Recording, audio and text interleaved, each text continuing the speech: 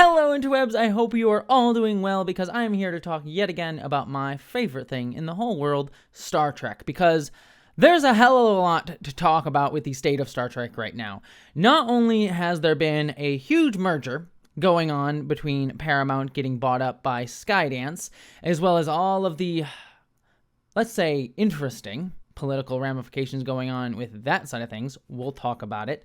But also there's been a lot of discussion about the future direction for the franchise, especially considering that there's been a lot of talk about some potential pitches and shows that different showrunners have been trying to make for the continuation of Star Trek, especially now that it is under the auspices of Skydance. For those of you who don't know, recently, this past weekend, the big Star Trek convention, Star Trek Las Vegas, happened, and there we got not only some updates on some shows that have been sort of discussed by different showrunners, but also a few new show pitches have been sort of tossed down the ether. The big one being a Scott Bakula-led show, bringing back his character Archer from Star Trek Enterprise by Mike Sussman, a writer from Star Trek Enterprise, that would be a political show focusing on Archer as the president of the Federation that we saw towards the end of Enterprise's run with the very notorious These Are the Voyages.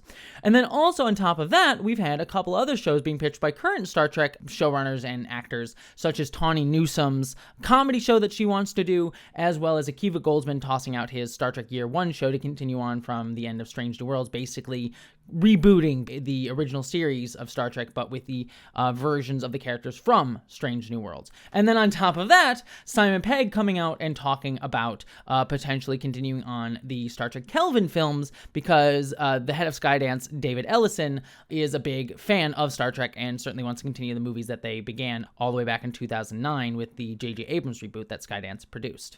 So there's a hell of a lot to talk about here, and I kind of want to dive into all of it. I think the thing that people are most want me to talk about is the Star Trek United pitch and the Star Trek Year 1 pitch, because those are the two big ones. But I really kind of want to start off with, I think, something that is unavoidable in discussing right now. It's going to lay the groundwork for all of the discussions that come after, which is the merger between Paramount and Skydance. Now, I'm not going to break down all of the political stuff going on between that. I actually am going to have a video coming out on my main channel that is going to touch upon that a whole lot more through a Star Trek lens in the coming weeks. So if you want to hear more in-depth thoughts about the political stuff with that, with not only David Ellison, the head of Skydance, CEO of Skydance, but his father, Larry Ellison, who is the CEO of Oracle, a tech company that is very buddy-buddy with Donald Trump, I will get into that. But the big thing to discuss with this is the very nerve-wracking element of the fact that in setting up the merger, Skydance as a company wrote to the FCC under Donald Trump's administration, basically saying that they're going to get rid of diversity, equity, inclusion programs. They're dead at Skydance, and that they are putting up an ombudsman. I can never say that word. Person in charge, that it is going to not criticize the Trump administration and essentially become seemingly a propaganda arm for the Trump administration, or at least not rock the boat enough to draw the ire of the Trump administration, which is just at the very least capitulating to fascism, at the most being complicit very much in it, which is very concerning. But to just keep it on a Star Trek level, it is very concerning for Star Trek because diversity, inclusion, are the foundations of what Star Trek is about. And it is concerning to have the company that owns Star Trek to very clearly be signaling views and alignment with an administration that is so anti-Star Trek. And what concerns me most within all of this is I look at where Star Trek is right now as a franchise, most notably with Strange New Worlds. Star Trek for the past few years, under Secret Hideout and Alex Kurtzman, has had a lot of ups and downs, to put it mildly. Certainly, there are things about the tenure that I don't really love. The more Hollywood blockbuster, Star Warsian style that has crept into, especially the live-action Star Trek stuff, that I feel like has just been tiresome. Everything needs to be the end of the universe stakes. Everything needs to be big and blockbustery. Everything needs to be fast and explosions in a way that is flashy spectacle, but not what I really come to Star Trek for, which is heady ideas. But that being said, on the other hand, there have been shows and things that these different shows have been doing that I have felt have kept core to what Star Trek is. Say what you will about Discovery's many problems, it was a show that forefronted the inclusion aspect, not just the diversity aspect. Discovery not only like had a black woman as the lead, it had a bunch of queer people in it, it also did take effort to showcase those cultures and backgrounds authentically. To forefront like what it means to have a queer found family. And yes, it had its ups and downs with that, but it took pains to really showcase that authentic culture on the show and show a multicultural federation in Starfleet that we haven't really gotten in Star Trek prior. Certainly, yes, we have gotten diversity in Star Trek, and we have gotten some level of like, oh, let's talk about other people's cultures and things like that. But for the most part, the Federation in Star Trek has been a very homogenized culture. And so for Discovery to push Star Trek in that direction is something I really, really liked. And for all of its flaws, Discovery did have episodes where it tried to speak on things. It tried to speak on, issues of fascism, tried to speak on issues of indigeneity, of incarceration. Like, it had episodes on these things that I found were speaking to the moment. You can talk about how well it did that, but it was trying. And then we get things like Lower Decks, which I thought were great nostalgic stuff for the fans, but also had its own voice as well, and would say things like there was even an episode of Lower Decks, Crisis Point 2, which essentially was a making fun of generative AI before generative AI was a main talking point. Like, literally the whole episode is Boimler crafting this whole very meaningful piece of art, but then going off in the holodeck to like try and find his own like meaning, and it was just the holodeck just spitting out aphorisms at him. Love without trust is a river without water. Yeah, these are just inspirational quotes. I wanted the meaning of life. Life is like a cup of tea. Oh, there is always a catch with these God stories. The holodeck just made a cheesy quote generator. Which, again, felt like a thing about generative AI and how it can't make anything new. It can just regurgitate the past and how we have to find meaning from within ourselves. And Prodigy, I think, was probably one of the strongest in terms of, like, it doing its own thing and like trying to bring Star Trek into a new generation without relying too much on nostalgia. Had some of it, but it was trying to bring new people into the franchise, what I think Star Trek should be doing because it is an aging franchise. Which brings me to Strange New Worlds, because that was the show that was made essentially for the fans, right? And I really ended up starting off loving that show. Season 1 and even Season 2 to a degree were episodes that were like, yeah, we're going to do the episodic TOS style, but we'll talk to things about the present. There was that episode in Season 1 where Spock and a non-binary character literally talk about like what it means to choose your own path. It's like you're either this or you're that, and sometimes we act a certain way to fit people's expectations, but that's not necessarily who we are. And sometimes, like on the bridge just now, it can limit us. You are proposing I better balance my human and Vulcan natures. I'm saying maybe you're neither. That felt very culturally relevant, not only to Spock's character arc, but to speaking to trans and non-binary people.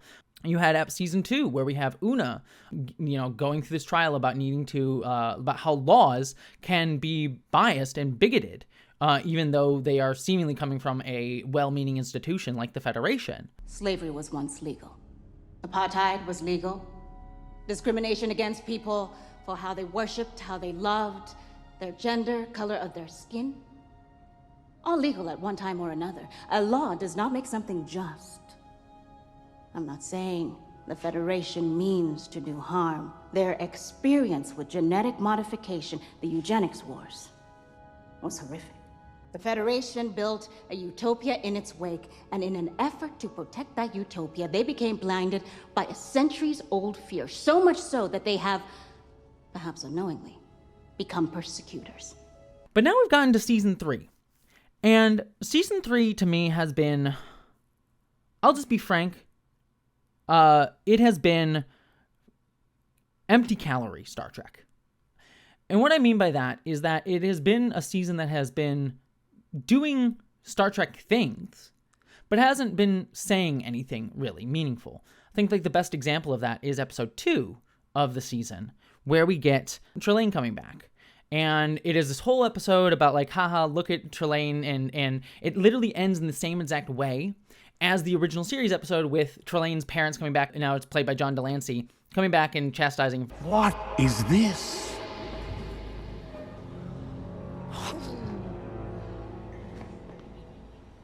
Not now, Dad. Oh, you have made enough of a mess. And it's this whole like fan service thing of like, hey, Trelane's back. Hey, look, he's the Q. He's that fan theory that has been out there in the ether for forever. Finally confirming that Peter David novel that you read when you were 10. And it feels like this whole like fandom fan servicey thing, but removing the interesting stuff that Star Trek was about, in the sense that like the original series episode with Trelane showcased Trelane as this warmongering guy. Like, he was like, I love playing with swords and blowing things up. And he's basically being like, humanity, you're like that too. Like saying to Kirk, like, I watch you through the telescope because light takes forever to get to my planet and you're fighting wars right now. I want to know all about your campaigns, your battles, your missions of conquest. Our missions are peaceful, not for conquest. When we do battle, it is only because we have no choice. But that's the official story, eh? I must ask you to let us go back to our ship. Oh, I wouldn't hear of it. You shall join me in a repast. I want to learn all about your feelings on war and killing and conquest, that sort of thing. Do you know that you're one of the few predator species that preys even on itself? You know, I see you as a warmongering race. Why aren't you like that? And Kirk being like, no, we're not like that. We've evolved beyond that.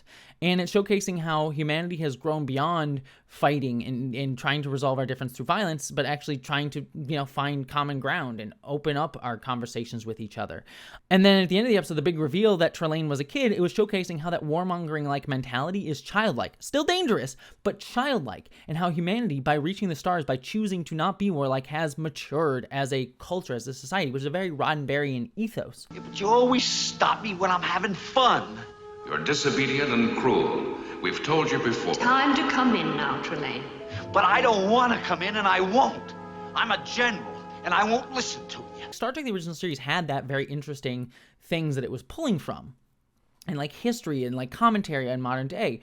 Whereas Strange New Worlds is just doing fan service, and as a result, just regurgitating normative ideas about our culture right now. Like that episode with Trelane is Spock getting into a wedding thing and like, oh, having to get over the girl, with Trelane being a literal flamboyant queer-coded wedding planner.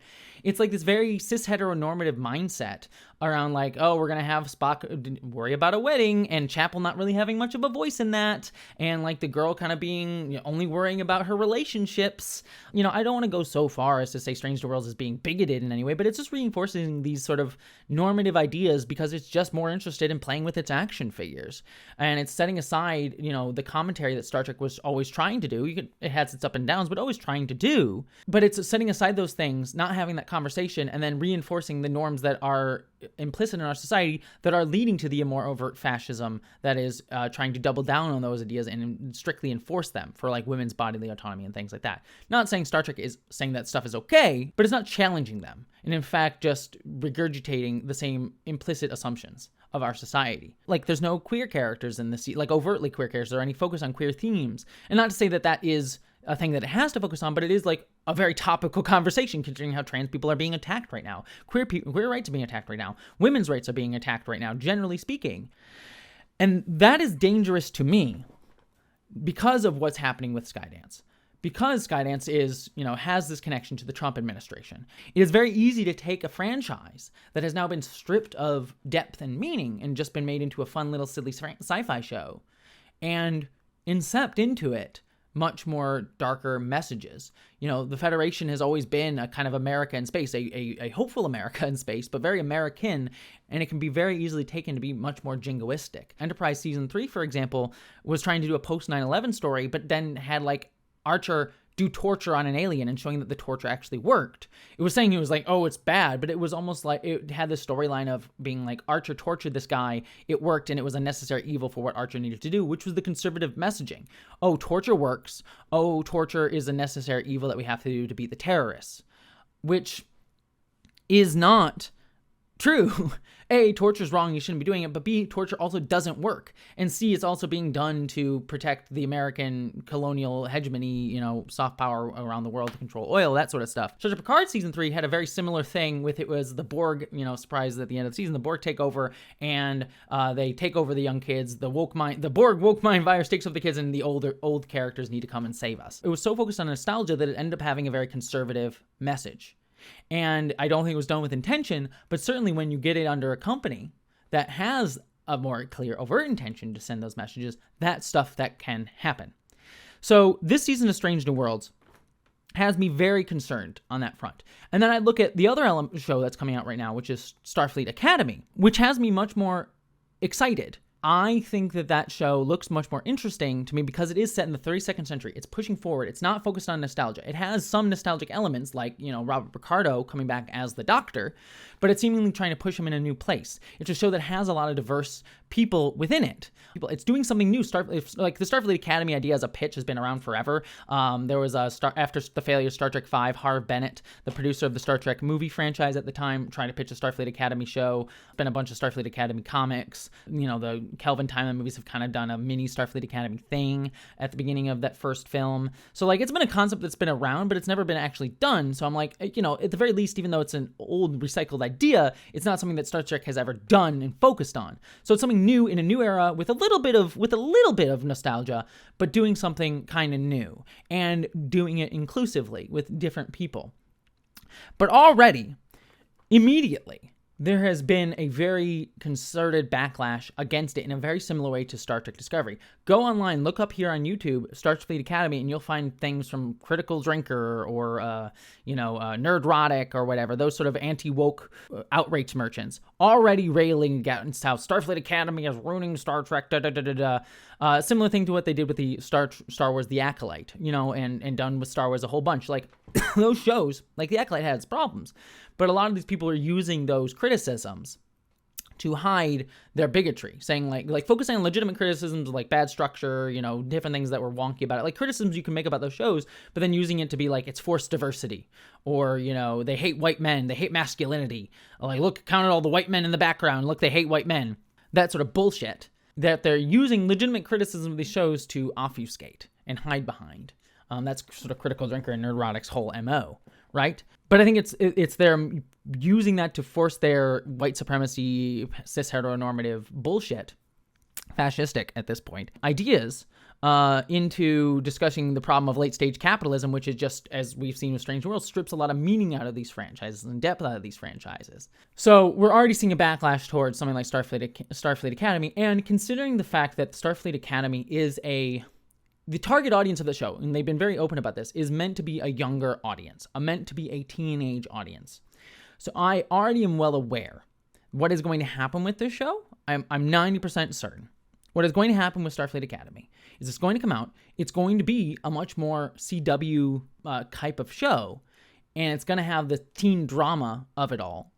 And people are going to be like, what the fuck is this? Oh, it's stupid Star Trek. It's just teeny bopper stuff. I'm like, but the intention of the show is to be that. And that's not to say you can't criticize it. Like, I'm sure it'll have its own ups and downs. But I already am well aware that the target audience of the show is going to make it a target for these people who are going to say, like, look at how they've dumbed down Star Trek. Look how they made it into a teeny show. And it's like, yeah, that's the show. That's the show. That's the intention. And they're going to use it to, again, attack diversity and all that stuff. And I am going to be quite frank, I would be shocked. I would be utterly shocked if Starfleet Academy gets more than the 2 seasons it's already been renewed for. I think they've already shot season 1. It's coming out soon. Season 2, I'm thinking it's probably already shot or probably going to be shot relatively soon. And I would be shocked if we get anything more than that. I feel like we're going to get the 2 seasons and it's going to be done. They're going to, even regardless of the political element of it all, I'm sure Skydance wants to sort of wipe the slate clean and do its own thing. So I would be very surprised if that show survives into a season 3. Maybe it will, but I would be shocked. Especially considering how much there's been cleaning house of like Prodigy's been canceled, Lower Deck's been canceled, Discovery was canceled. It just seems like they're trying to wipe the board clean so that they can come into Skydance with a fresh sort of field, as it were. So that's the kind of where I look at where Star Trek is right now. And it has me nervous for all of those reasons. However, there has been some discussion, as I alluded to, of potential futures for the franchise. And I kind of want to look at each of them because I feel very differently about each version that has been postulated. And I'm going to go through them in terms of how much I am in and out on them and kind of discuss them. And I think it'll illuminate a path forward for the franchise as we go, I hope. The first one, and the one that I am most out on, the one I'm like, please do not give me this, is the Star Trek Year One concept. So for those of you who haven't heard, Akiva Goldsman, who is the showrunner of Star Trek Strange New Worlds, has spoken about how he's already pitched to Skydance a Star Trek Year 1 show, which would be continuing on from the end of Strange New Worlds, which is going to end at season 5, and going to tell the story of the original series crew with Kirk in charge, just with the Strange New Worlds versions of the characters in charge. So Paul Wesley as Kirk, Ethan Peck as Spock, Celia Rose Gooding as Uhura, Martin Quinn as Scotty, Nurse Chapel, probably bringing new characters from McCoy and all the rest of them. So basically doing the original series just slightly before, in that little wedge of time between when Kirk takes command and when the original series technically starts. There's like technically a little bit of like a time in between there that they could shove, I guess, a whole show into. It'll be a very eventful year, but I think they could probably shove it in there, or they could just override canon, which I really don't want them to. Like, I'm not one precious about canon, but like I don't give me don't get rid of the original series for whatever you're gonna do, because, and the reason I'm hesitant about that is, one, just on its face, Star Trek has been doing enough prequels. It has been doing enough prequels. Discovery Seasons 1 and 2 are a prequel. Strange New Worlds is a prequel. Enterprise was a prequel before it. Like, Star Trek has been mired in the past for so long, and I want it to push forward. It's why I've really liked things like Prodigy and Discovery. Those aren't the only reasons, but at least it forced those shows to take things in a new direction instead of just regurgitating the past. And I'm not saying you couldn't do a prequel well. Look at something like Star Wars Andor, for example. I think that is a prequel show that is done very, very well. But what makes Star Wars Andor really, really work for Star Wars is that it is a show that is going out and looking at, okay, let's pull from history. Let's pull from the history of fascism, colonialism, imperialism. Let's pull from the French resistance. Let's pull from the history of, what's going on in Gaza or the Ukraine. Let's pull from contemporary history, modern day history, put them together in a very specific way that uses the Star Wars aesthetic to tell a story about how these systems function. That's what sci-fi to me is always about. It is, able to take, how all of these different systems work and put them into the future and use a future aesthetic to talk about the functions of all of these systems, or bigotry, or, all of these different things, whatever, the extrapolation of technology. Like, it is saying something about today through the lens of the future and pulling at all of the different histories and like adding more depth into it. But Acolyte, I think also too, is pulling from like queer perspectives, the perspectives of the police, colonization, things like that. So that's why I appreciate the Acolyte, because it's a mess, but it's a mess that's interesting, as opposed to something like, Book of Boba Fett, which was a mess, but a mess that was just nostalgia. It was just nostalgia. Like, ooh, look, we're on Tatooine. Ooh, look, there's the Rancor. Ooh, look, it's Boba Fett. Oh, look, it's the Sarlacc pit. You know what I mean? Like, there was some stuff in Boba Fett that I liked, and the stuff that I liked was, like, dealing with the Tusken Raiders and, like, talking about indigeneity and talking about indigenous rights. But for the most part, that show was just nostalgia. And that's ultimately why I don't really like that show, for the most part. Rise of Skywalker, I think, is the example of this. And so, bringing it back to Star Trek, looking at what Strange New Worlds has been doing and just playing with its action figures, I wonder what would be the point of doing a year one Star Trek show if you're not going to say anything with it. I'm not saying you couldn't do that, but I'm like, ultimately, if all your aim is to just do more Kirk stories, but without the cultural commentary of what the original series was doing, and just do safe, fun sci-fi that is just doing the same show, just less interesting, why are we even here? It just feels like an exercise in playing Akiva Goldsman getting to play with his favorite action figures. And again, I'm not saying they couldn't make it work. They might, but their history, especially this season on Strange New Worlds, shows me differently. So don't really want year one. The next show that has been on the board, which is kind of a very interesting case in this conversation, is Star Trek Legacy. So to give quick history on that, at the end of Star Trek Picard Season 3, run by Terry Matalas, who, I have a lot of respect for, but, I liked his work on things like 12 Monkeys, and now is doing the Vision show for Marvel. The problem with Picard Season 3 for me is that it had a lot of interesting ideas, but it ultimately did also get way down the same problem with Strange New Worlds, which is that it was focused too much on nostalgia. And also reinforce some heteronormative stuff, like it broke up Seven of Nine and Raffi from their queer relationship, under the argument that, Terry Matalas said, like, oh, well, they shouldn't be in a relationship because of the power dynamic, which is fair. You can make that argument, but like the whole season also revolved around Picard and Crusher having a relationship while they were still captain, and dealing with that, and also Riker and Troy. So it's like, it's fine for heteronormative relations, but not queer relationships. And then I've already mentioned the like Picard Season 3 sort of conservative thing of like the woke mind virus. Again, not intentional, but overly focused on nostalgia. That like gave a nice little bump for anyone who loved The Next Generation. Like, I know so many people have said, like, I cried when I saw the Enterprise D bridge, and I'm glad. I'm glad for people who felt that way, but it's cribbing from other Star Trek, not adding more to it right now. And the pitch of Legacy, that this is the show that he wants to do after Picard, is that it would be taking place on the Enterprise G with Seven of Nine as the captain. Which I'm kind of here for. I like Seven of Nine. I love Seven of Nine. I question whether Seven of Nine like fits as a captain character. She seemed like a character in Voyager who never, and even the first season of Picard, who didn't care about being captain, but then we have to arc her to wanting to be the model minority captain sort of thing. But like, okay, but the show to me is like, okay, you're going to do another show. We already have Strange Worlds. You're going to do another show set on the Enterprise with characters from the 90s and also their younger kids. Like we have Picard's son in that show. And it's like, it just, again, feels like an exercise in nostalgia. And it's like, instead of nostalgia for the 60s, it's now nostalgia for the 90s, which I have more nostalgia for. Like, I love the original series, but, like, I am a fan of, like, the Next Generation through Enterprise era. That's my Star Trek era, to me, Deep Space Nine especially. I would probably have more nostalgia for that than the Strange New Worlds aspect. Like, there's probably things that I would cry at being like, oh, they brought back S3 Dax, I'm really sad. Like, I would probably have that reaction in the way that a lot of people did to the Enterprise D or to Strange New Worlds. But I sit here being like, you know, we should be pressing forward. A show like Legacy, though, as a pitch, has more opportunity to do that because it is in that era that is past Lower Decks even, past Prodigy even, is in the 25th century. And while it's before Discovery's 32nd season, there's hundreds of years in between there. And so you could do new stuff there.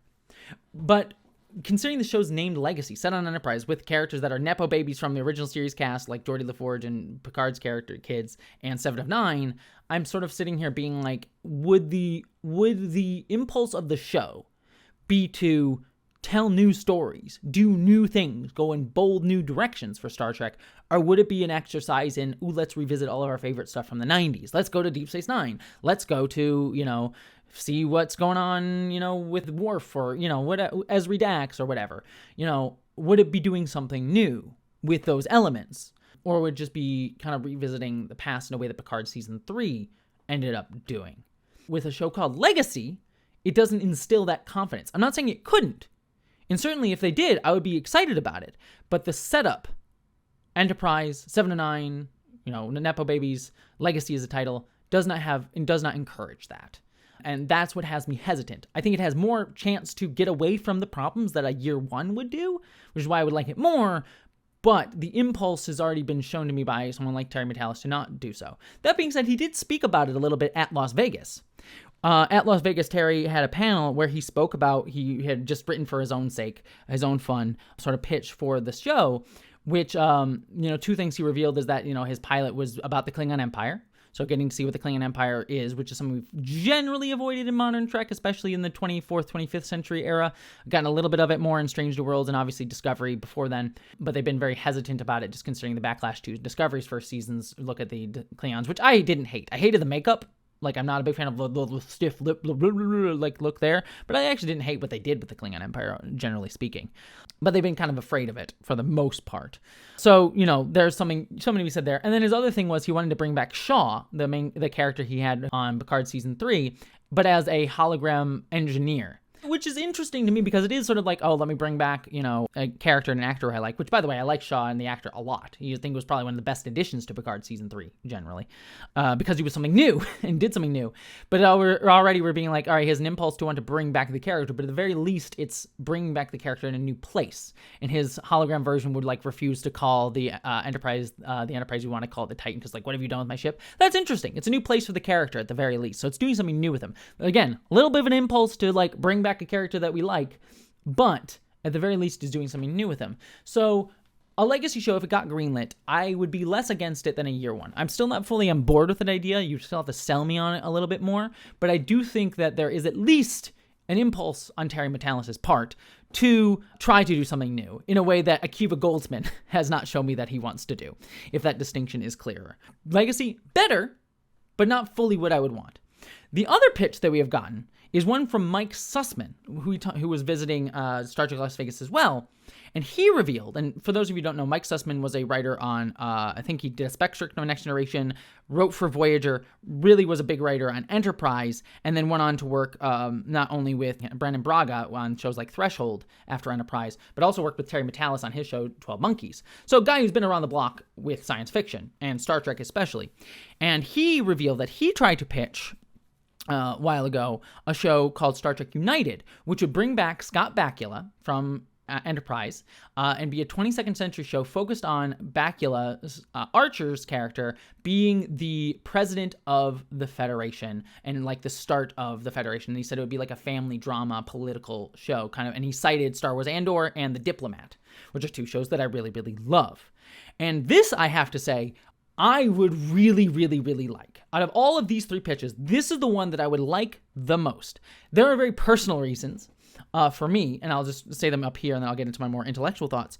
Y'all know, like, I know Enterprise is probably the most neoconservative Star Trek show, especially in its season 3 and its post 9/11 storyline, as I discussed. Put a white guy back in charge. It's relegated a lot of its cast to like the background, like Hoshi and Travis, the two non-white characters, were the ones who are most sidelined in the show. So it was a very kind of regressive Bush era type of Star Trek show, unfortunately, in a lot of problematic ways. But there is a lot of still good in Enterprise that I do really like, and it was also just on a nostalgic level. I grew up on Enterprise. That was the show, the only Star Trek show as a kid that I got to watch week to week, because that was the one that I caught when I started getting into Star Trek as a very young kid, around like 12 or 13, however old I was at the time.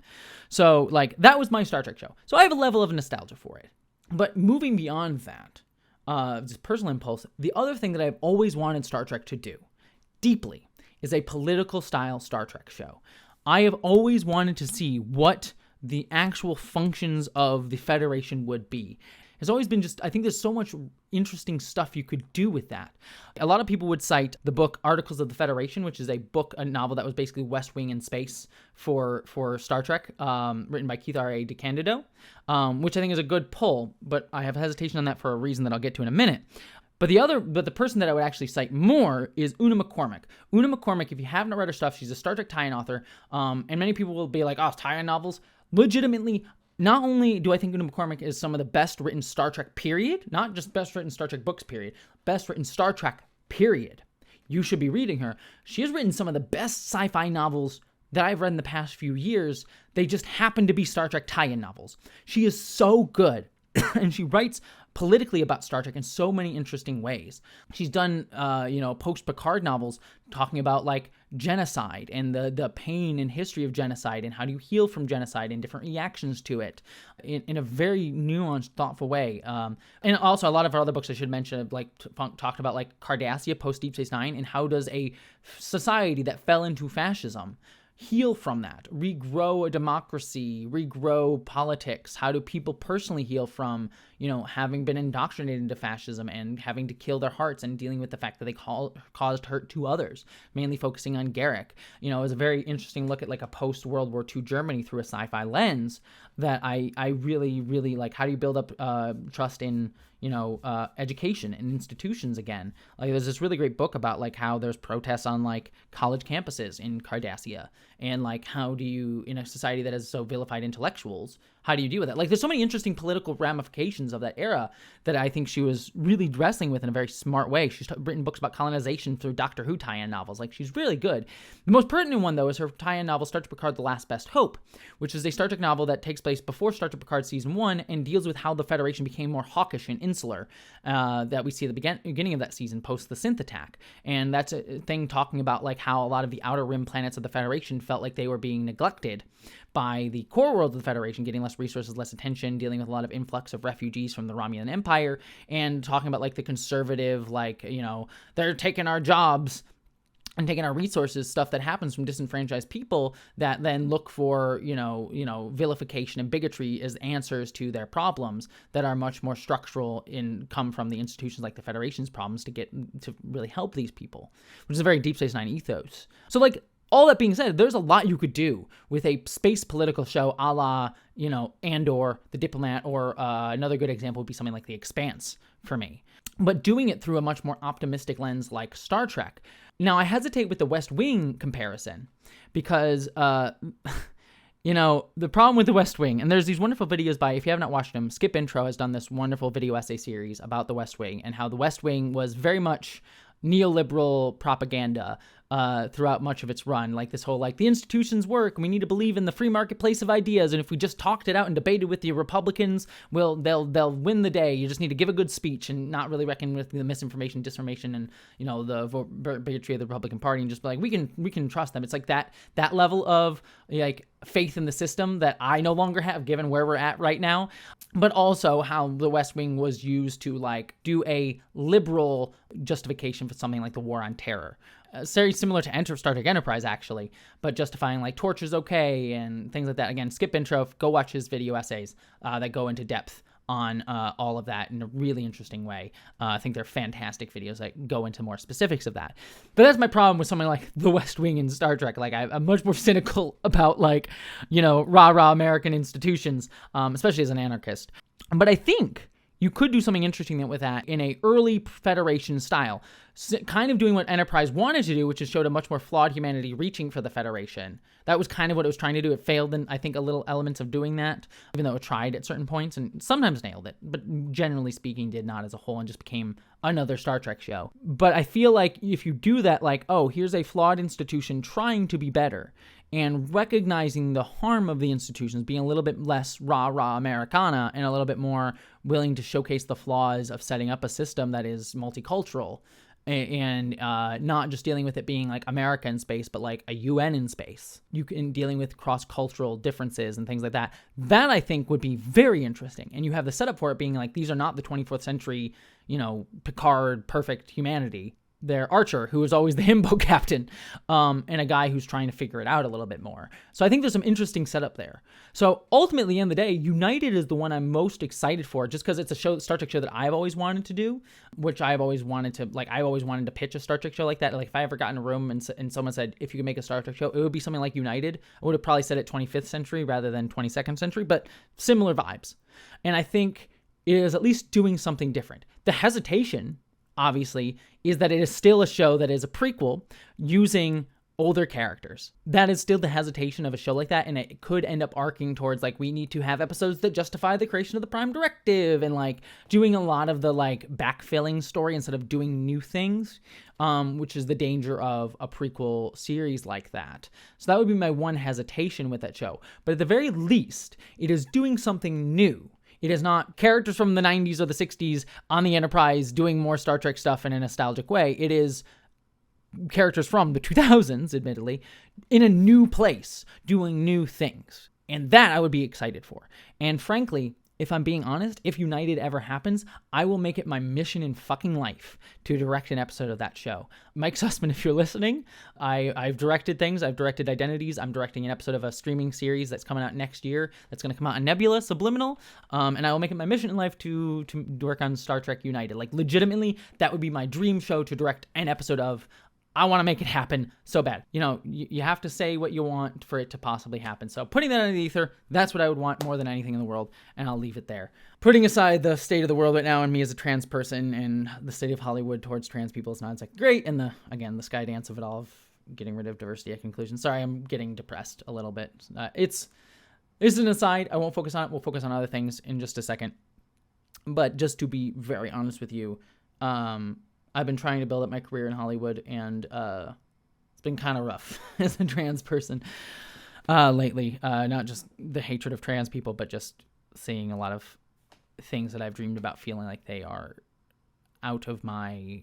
they're things that I can maybe no longer get because of who I am in the culture we're in today. That's a depressing, sad note to go into, but it's just kind of my frustration. So anyways, let's talk about Star Trek. There is one more show that has been discussed a little bit and was brought up a little bit here, which is Tawny Newsome has a show that she has been working on. She's been writing a comedy show that would be set in the 25th century. I believe the pitch would be on a holiday planet outside the Federation, but it would also be a show set in the future, but would have potential for characters like, Picard, Ezri Dax, whoever you want to come back, just like a legacy, but would be an entirely new thing. And I think that's the show, even though it's comedy, that I would really, really like the most out of all of these. Like, I think United is the one that I'm like, that's the one that I like, the direction I would like Star Trek to go in. But if I had to pick a show that I feel like it captures the ethos of what I hope the direction Star Trek goes in, would be Tawny Newsom's show. We don't have a lot of information on it. She said she wants to star in it, not as Mariner from Lower Decks as a new character, but there would be potential for other characters to show back up. Hell, it'd be really funny if she plays a new character, but then they have a Lower Decks crossover where Jack Quaid comes in as Boimler, and he's like, "You look like a friend of mine." It'd be very funny. And it would fit perfectly within that kind of show. They did a similar thing on Lower Decks, making fun of the Nick Locarno, Tom Paris lookalikes, considering that Robert Duncan McNeil played both characters. Independent Captain Nick Locarno here with a message for anyone who feels like an afterthought. He looks like Tom Paris. I don't see it. So there's precedent for it, certainly. That's the kind of show that I'm like, that feels like it would be doing something new with Star Trek. And that's kind of what I want. I also just frankly really love Tawny Newsom. I've had the chances to speak with her and talk with her a whole bunch, just through the grapevine of Hollywood stuff and at conventions. And she is very smart. She's writing an episode of Starfleet Academy, which I'm very excited for. She's someone who very clearly understands Star Trek really, really well. She's a big fan of Deep Space Nine, which is always a plus in my book. Like, she gets Star Trek. She's willing to critique Star Trek. Like, if you listen to the Star Trek podcast, she's always like, let's critique Star Trek. Star Trek's gotten it wrong. Let's have these discussions. So she loves Star Trek, but she loves to critique it, which is very much me. I love Star Trek, but I love talking about where Star Trek fails because that's interesting to me. It's not out of hatred, it's out of love and like just finding this franchise so interesting to discuss as a like view of what we think in America progressivism is at the time in which those shows were made. So just I would really be excited for her show. It's not the show that I would make, like a Star Trek comedy show. If I'm writing stuff, I generally tend to write more drama. I'm working on a feature film, horror film right now that's like a horror drama thing. So my writing's more that way. So it's not something I would write, but it's certainly a show that I think is an ethos I would really like Star Trek to go in. And another thing that I want to mention is a part of that ethos should be bringing in new voices to Star Trek. The thing that I didn't really draw attention to is that most of these pitches, Year One, Legacy, and United, are all from writers who have worked on Star Trek before, but we need Star Trek to have new perspectives. We've gotten a little bit of that. We got Star Trek Discovery Season 3 onwards run by a lesbian showrunner, and Starfleet Academy is also run by a woman showrunner as well, but in an era where different viewpoints are under attack, I think we need to see Star Trek forefronting not only diversity in front of the screen, but behind the scenes as well. I don't know if that's something we'll actually get, considering the age that we live in, but it needs to be said. We need to have more writers who are women, people of color, queer people, trans people. And by the way, shout out to my friends Tilly and Susan Bridges, who are a queer couple, and one of them is a trans woman who are writing the upcoming Star Trek Voyager comic that's coming out in September. Please go support that. It would mean the world to them and me as their friend. But we need to be supporting those creators, not only, in the comic realm and in tie-in media, but behind the scenes of the franchise. And I really want to see more of that because it's been getting less and less and less, and it already wasn't enough within Star Trek these past few years. And it should be said, I think by doing that, the other thing that will come with it that I think Star Trek needs to be doing is having more challenging storylines that go up against the status quo of today. Again, I don't know if that's something we'll get, considering the state of the world right now and what's going on with Skydance and the Trump administration and all of that jazz. But again, it needs to be stated, Star Trek should be the thing that speaks truth to power, that goes up against the problems of today. Star Trek has always tried to, sometimes in very flawed ways, sometimes in very reticent ways, but try to speak to, we need to have a better future, and a better future means taking delight in the differences of others and challenging things that oppress people, that hurt people. Talk about these different systems going on. It doesn't need to be just talking about queer and trans issues, but all of these issues that affect us today through a sci-fi lens. And I think by doing that, it will ultimately lead to the other big thing that Star Trek needs to be doing, which is getting a younger audience. Star Trek, quite frankly, is an aging audience. It is getting older every single year. Well, I think there's been some effort to try and capture that with Star Trek Prodigy, which got canceled, and Starfleet Academy, which is trying to go for a teenage audience.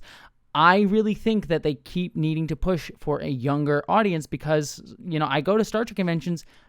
The average age of the Star Trek convention goer and the Star Trek fan is trending upwards. Not completely, but it is trending upwards. And if you want to have a science fiction series that, inspires people to look forward to the future, the people that you need to do that with is a younger audience. And I think, by the way, it should be said, the Star Trek franchise needs to learn to leverage its fandom a lot more. For all of its flaws, Disney has really done a good job of bringing in Star Wars fans to the conversation, where Star Trek has never done that. So maybe that is something that Skydance could do better. And reach out to YouTubers like myself or more podcasts. It doesn't have to be me, but more people that are part of the fandom and, let them have a voice more within the structure of Star Trek. Because I think that would do a great job of selling Star Trek to a younger audience. The other last little thing to mention here is the Star Trek movies.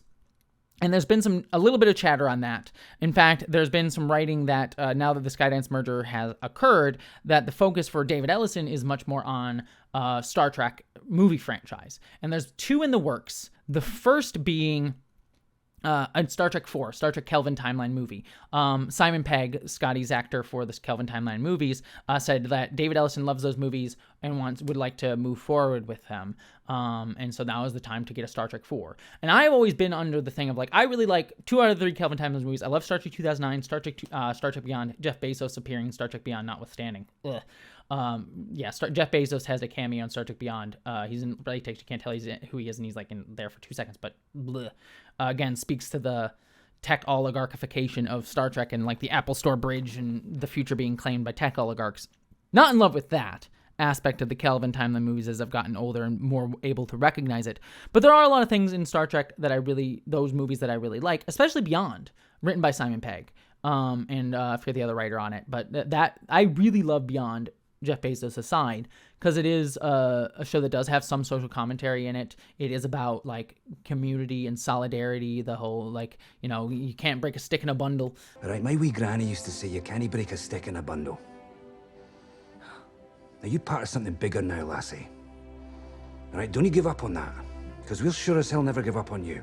That is what being part of a crew is all about. So I really like that movie quite a bit, but my thing with the Kelvin movies is they are an incomplete story.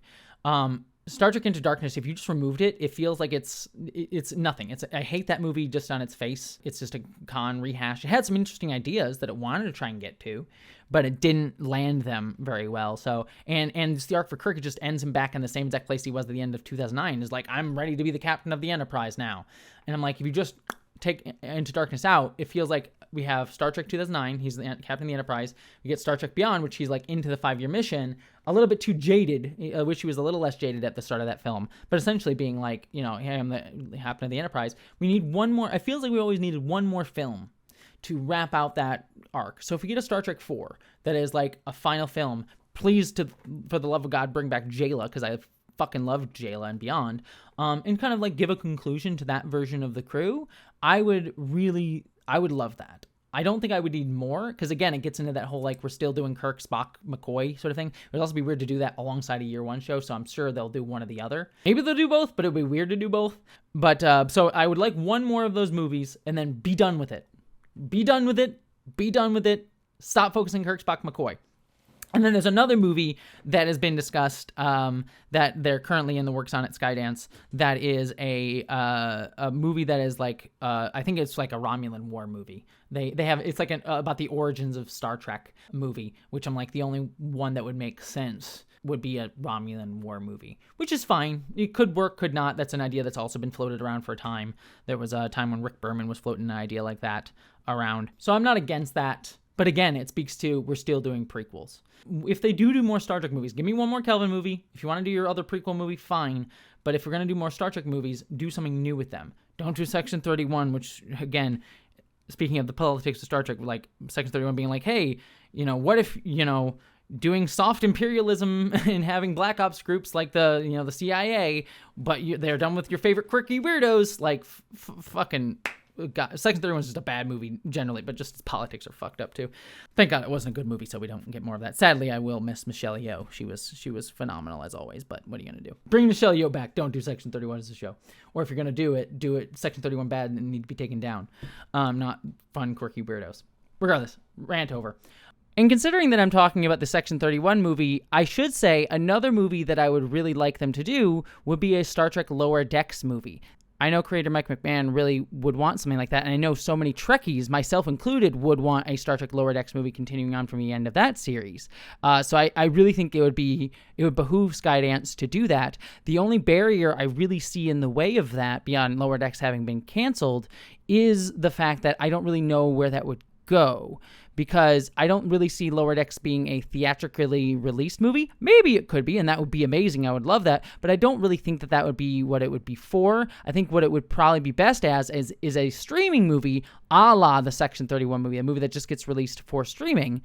But I don't really know, especially with the failure of Section 31, if there's going to be a market for that. Maybe there will be. Maybe Skydance will aim to try to do more streaming-style content for Star Trek and movies, but it seems like their priority, at least on the movie side for Star Trek, is to do it in the theatrical arena. So that's the only kind of thing that I think really is probably not putting Lower Decks in a good place to get a movie. That being said, I think they would be fools not to leverage the groundswell of support there is for Lower Decks. Like, legitimately, I went out to the Universal fandom events where they had a Star Trek ride there, and when I was walking around, the two types of uniforms that I saw fans who were there for Star Trek wearing were the Next Generation uniform and then the Lower Decks uniform. And I think that speaks to how popular Lower Decks is with the fandom, and I think it would be a mistake to let that just die on the vine.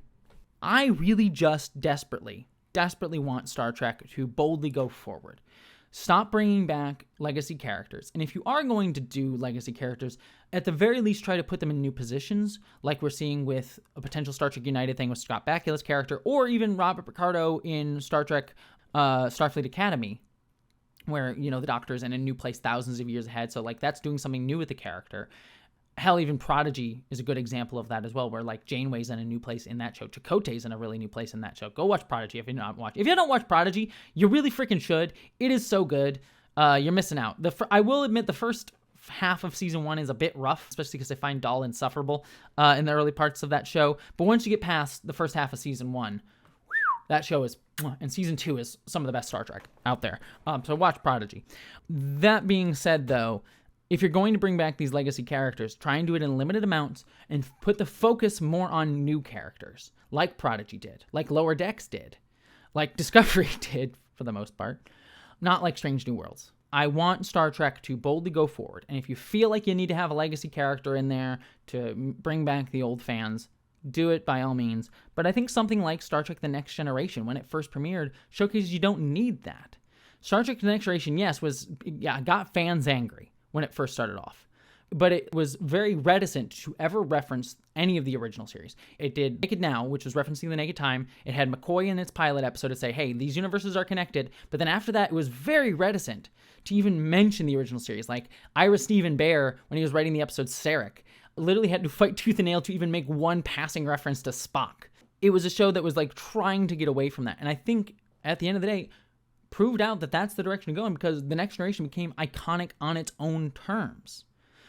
And I feel like we're in an era where we don't get something like that as much. Science fiction, especially in large franchises, that are willing to trust that they can make their own things iconic.